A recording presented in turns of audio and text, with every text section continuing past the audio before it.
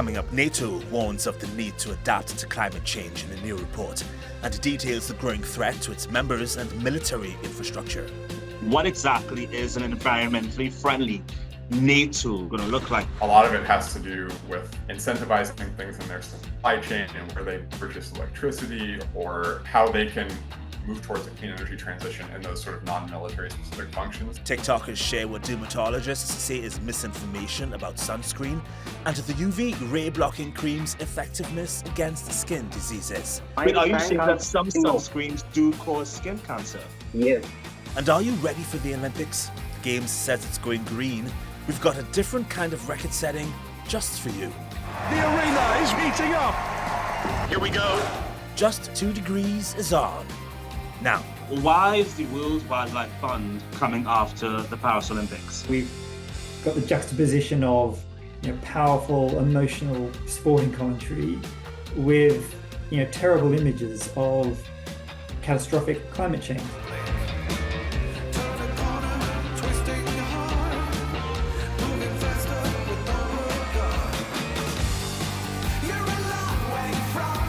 the organisers of this year's Paris Olympics and Paralympic Games have promised a greener event than seen in previous years. The benchmark, well, emitted just half the greenhouse gases of the 2012 London or 2016 Rio Games. Its carbon budget, no more than 1.58 million tonnes of carbon dioxide. They say they plan to achieve this with strategies like using geothermal energy to heat and cool and existing infrastructure rather than a lot of new construction, and using low-carbon concrete and boats on the Seine rather than trucks to haul materials. And apparently they've already made a difference, reporting that the new athletes' village was built using 47% less carbon emissions than previous events. Et qu'ils soient les plus décarbonés possibles, c'était en tout cas l'ambition initiale. Donc il y a eu peu d'infrastructures nouvelles, c'est ça la grande différence peut-être avec les autres éditions. And while we may see new records at this year's Olympics, environmentalists are taking the opportunity to highlight record-breaking events. The arena is heating up. Here we go. Set. It's a European record to Greece. Unbelievable. What's happening with Mozambique? They got something. They got it. We speak to Stephen Cornelius, the WWF's deputy practice leader and innovation lead for climate and energy, about why the group is going after the Olympics. I'm sorry, I'm really, as I said, it's 30 degrees outside, 70 degrees humidity. And summer's only just begun. Yes. It began just weeks ago. I'm so nervous about what's going to happen coming up. And I can just imagine how tough it is for the Olympic athletes. Well, how tough it will be when they start. Do you think they have anything in place for them to keep cool throughout the events? Yeah, I'm sure they do. I don't know details, but I'm sure they do. I mean, it was very when it happened in Tokyo at the last Olympics, and it's forecast to be hot, and I guess they're expecting that. But I guess there has been studies on sport and climate change, and there are sports that are affected by extreme heat or other extreme weather, but heat is certainly a risk here. So, Doctor, why is the World Wildlife Fund coming after the Paris Olympics? Well, I mean, we've put this video together. The Olympics is around humans pushing the limits. And the motto of the Olympics is faster, higher, stronger together. And people go and they want to see records being broken.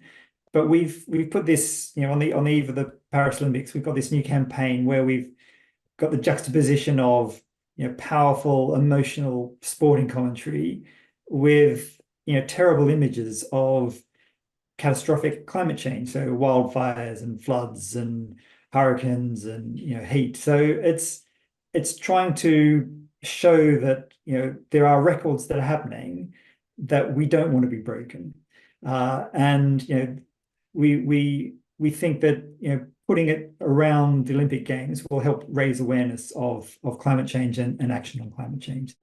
It's very reminiscent, that campaign video is very reminiscent of the way Just Stop Oil protesters try to express what they think should be priority when it comes to how we live our lives. Is the WWF taking a page out of Just Stop Oil's book in terms of how they say what they want to say?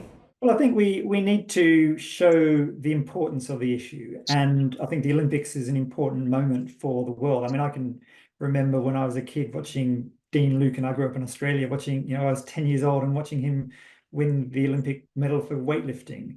And, it's still with me 40 years later. And so, I think the Olympics brings people together. And so, the parallel, I guess, is that we need the world to come together to act on climate change. And so, we need the people to sort of realize that this is an important event, that climate change is important, and only by working together can we do something about it. And so you're right, it is, they are shocking images, but they are real images of what's happening in the world. I'm curious about what WWF thinks the backlash to this will be, because the Olympics is such a loved series of sporting events globally. Yeah, I think our message is that the world is breaking too many records, and together we can, as they say, change the game. So, and we have solutions. We just need to accelerate them. So, in terms of what we want people to have a reaction to this. We want people to see it and to recognize that it's a big problem, but there are things we can do. So on the other hand, there are positive records that are being broken.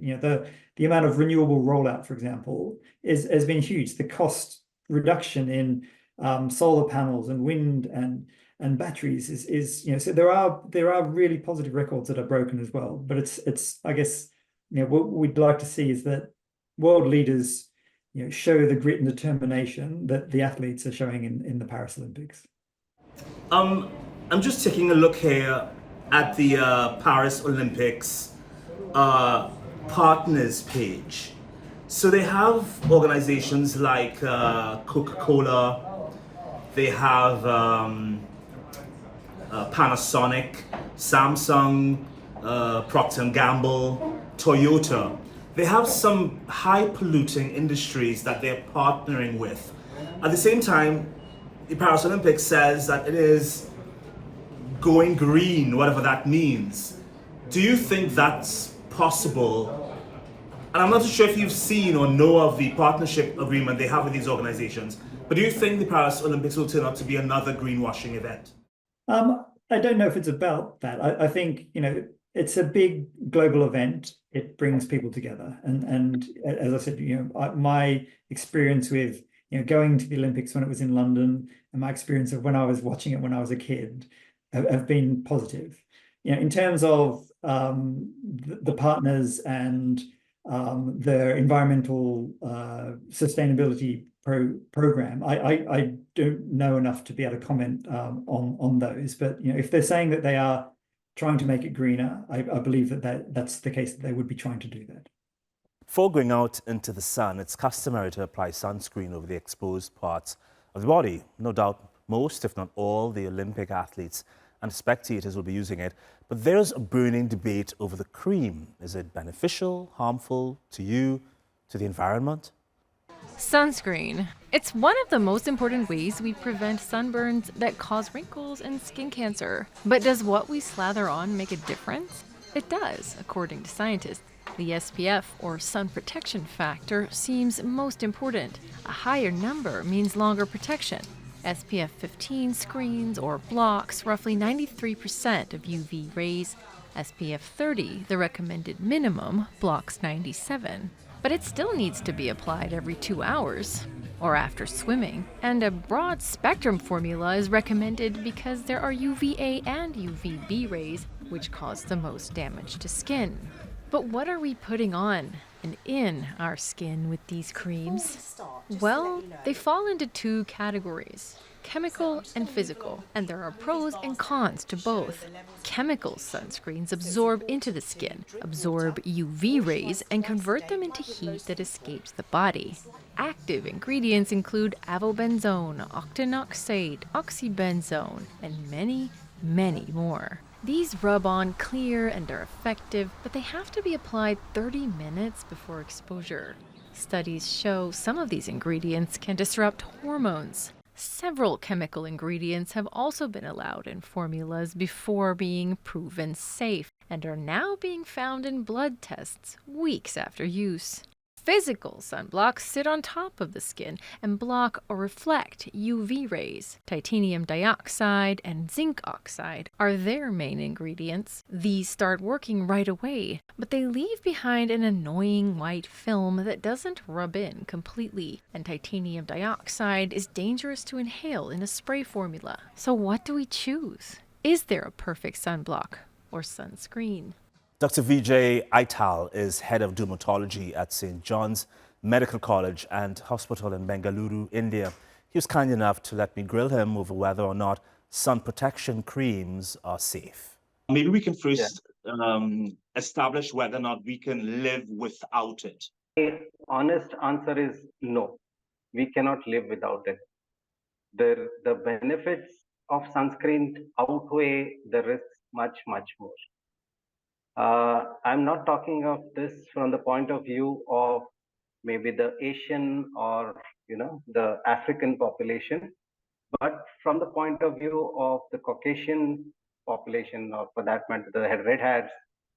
Sunscreen are a very, very protective tool to protect against skin cancers. Why did you distinguish between people of fairer complexions versus brown and darker skinned people? Yeah, so the problem is that those who have a little darker skin color, what we call the type 4, type 5 Fitzpatrick skin types, they have a higher melanin content in their skin, in the melanocytes, and these are the natural protectants against the ultraviolet radiation. So this particular, what you call the chemical, is in a far less concentration in those with type 1, type 2, or type 3 skin. So basically, people who are fairer skinned or considered white, and who have blue, light colored eyes are more susceptible to something like melanoma. Before we get into that skin cancer, there's a lot of information, or some call it misinformation, going around social media, particularly TikTok, where people are trying to convince others not to use sunscreen because they believe it causes skin cancer. True or false? See, we will have to look at the broader perspective to answer the question, but are you saying that some sunscreens do cause skin cancer? Yes, yes. There's a small proportion of those which actually can precipitate a skin cancer, because these are products which contain benzene. There are certain sunscreens which, on a cumulative basis, if you take it for years, applied it for years, there is a small risk that it can actually penetrate the skin and induce a cancer. But that is a very, very hypothetical risk. I mean, it's like, I would say 1 in a million. So on the flip side of people saying that you shouldn't use sunscreens at all, are those who use it a lot, possibly too much. I would have you decide that. So during the summer, people are out in the sun, they lather themselves with sunscreen, both kinds of sunscreen, and they will lay in the sun and sunbathe for hours on end. Is that safe? So the problem here would be not only the use of the sunscreen, but the duration of exposure to sunlight.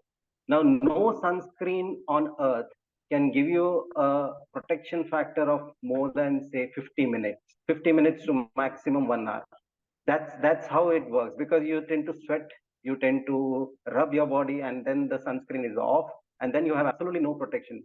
So the risk from exposure to sunlight when the sunblocks are not there is far more, and that is what can cause more cancer than the using the sunscreens first. What do you say to people who want to use sunscreen but are also conscious of the fact that this is dangerous for something like coral reefs and other marine life?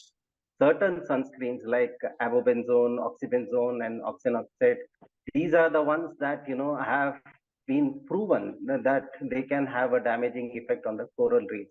Having said that, the concentration of the sunscreens that goes into the seas, seas, when you call seas and oceans, they're huge. And the concentration of these sunscreens that go into it is minuscule. I mean, it's not like a shipwreck where you have petroleum products being spilled over into the seas. That is a Even major with hundreds disaster. of people wearing No, sunscreen near a coral even reef, that's not dangerous. that probably, if it's very close to the areas, say for example, Australia, New Zealand, I mean, you have a good barrier reef there. So those who reside in those areas, probably that the concentration might be a little more, and they would have to, restrict their sunscreens to, those which don't contain these benzene molecules. And we have a lot of other chemical sunscreens, mineral sunscreens, which are devoid of benzones, and they are quite safe to be using even in the areas with coral reef. Yeah. Doctor, for anyone who does not want to use sunscreen at all, what advice could you give for those people who would like to enjoy the sun, but are not comfortable using sunscreen? You will need to cover your body with thick cloth. You have this, even the clothes that you wear can determine how much of UV exposure that you're going to have. Because if it's a, the widely woven ones, the clothes, and if they are slightly darker shades, then they don't give you so much of protection as the lighter shade colors and those which are thicker and tightly woven. So they need to use those clothes which will actually give them that kind of protection. And then you have umbrellas, you have these hats. So they are physical measures to block the sunscreen. Now, if they don't, they're not confident or they're not happy with using these on the beaches, they can go for those which contain zinc oxide or titanium dioxide. So these are mineral sunscreen, and they've been here for almost 4 to 5 decades, and they have absolutely no problems with the environment. Having said that, there are now nanoparticles of this zinc oxide and titanium dioxide which have come, and to some extent these are dangerous to humans again. So the purer the zinc oxide or the smaller molecule, the smaller the molecule, it is cosmetically very acceptable because it's not visible. If you look at all these, we are a cricket frenzy nation. So if you look at these players, they smear their face and lips with thick layers of this zinc oxide. So that is the kind of protection that you would require, and that is not cosmetically acceptable. I mean, most of these people will not want to use such a thick layers of a creamy sunscreen and go for sunbath. Let's talk about NATO, the world's largest military alliance. The organization released a report that says floods, wildfires, and melting ice caps are emerging non-traditional challenges that need to be factored into its security strategies going forward.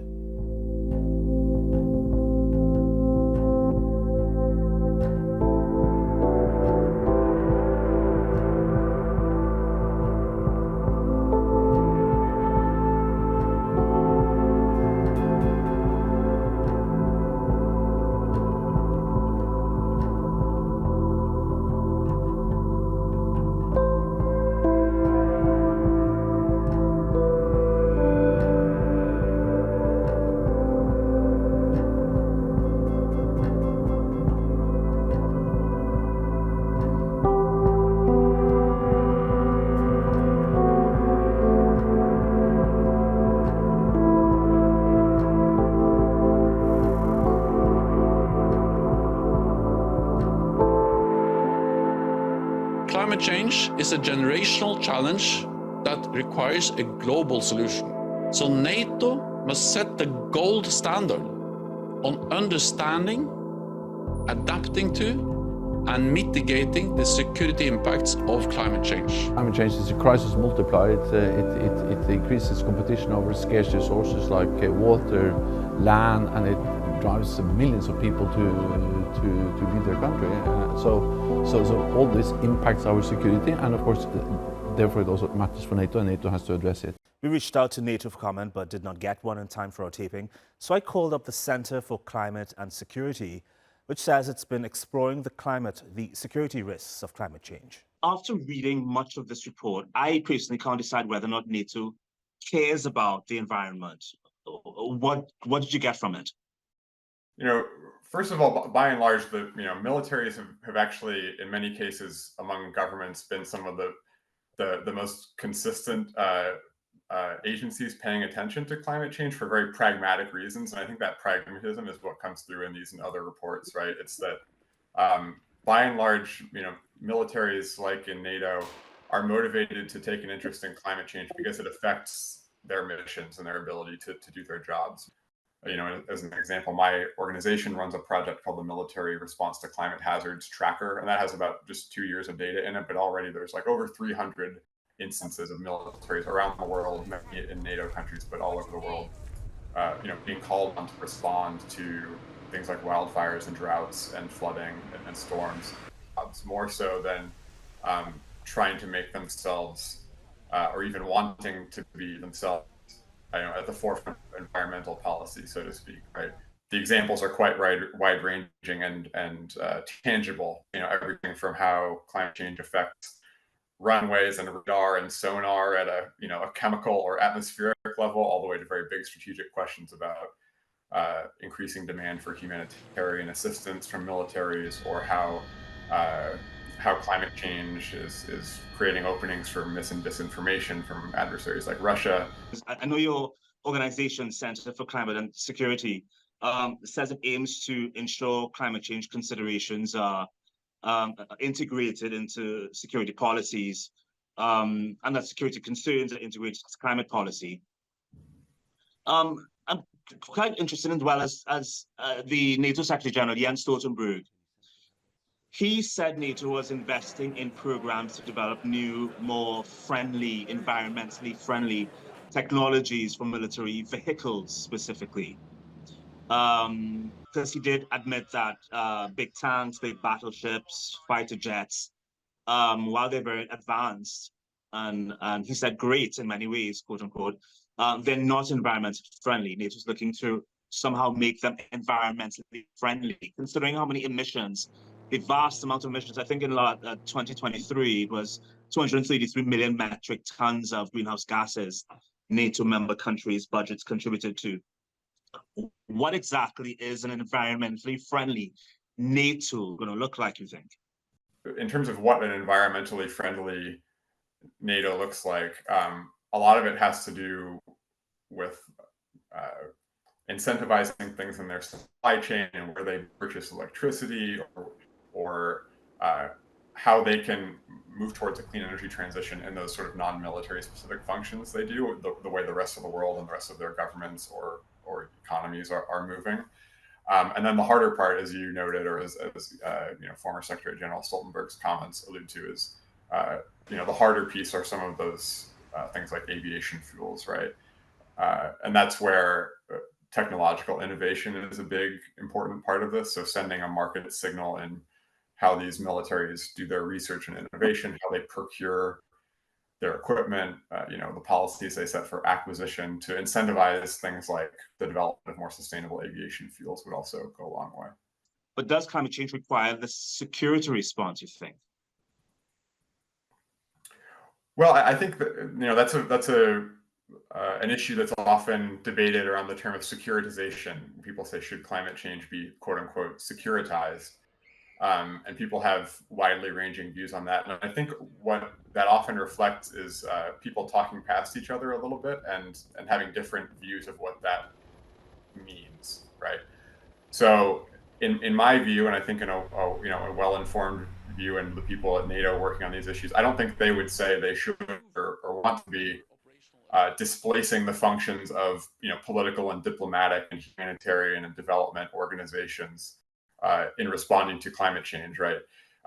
So a security organization like NATO taking an interest in climate change shouldn't be, and I don't think in the way this report is described, isn't offering security tools in the place of addressing the root causes of climate change or emissions or things like that. Rather, in many cases, a lot of the security negative security consequences of climate change, right, are best addressed or most quickest or earliest addressed by development or diplomatic or other tools, right? But at the same time, in a security context, we know that even in the best case would face increasing temperatures for the coming decades. So in that context, that's actually quite a luxury of forewarning and certainty in one sense when it comes to security organizations and long-term planning. So it would be remiss to not think about how to make these organizations able to conduct their missions more effectively, to be able to conduct them more sustainably where possible, to keep up with the broader clean energy transition and economic changes that are happening in response to climate change. It's our show, but before I leave you, here are images of Saguaro National Park in the US state of Arizona.